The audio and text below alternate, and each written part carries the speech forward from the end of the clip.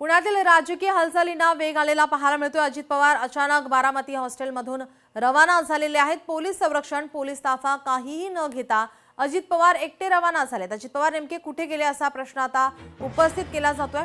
दोन्ही राष्ट्रवादी एकत्र येण्याची चर्चा फिसकटली असताना अजित पवार अचानक बारामती हॉस्टेलमधून एकटेच बाहेर पडले आहेत। आपले प्रतिनिधी अमोल धर्माधिकारी आपल्यासोबत फोन लाईनवरून जोडलेत। अमोल, या संदर्भातील अधिकची अपडेट।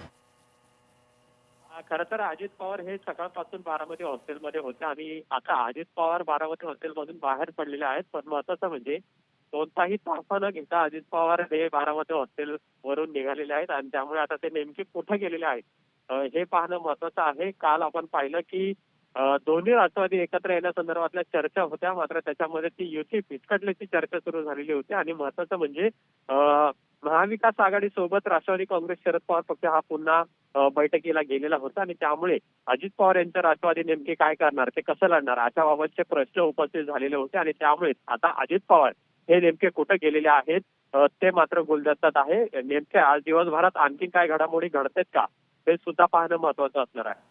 जी, याचे अपडेट तुमच्याकडून घेतच राहू। तुर्तास धन्यवाद तुम्ही दिलेल्या माहितीसाठी।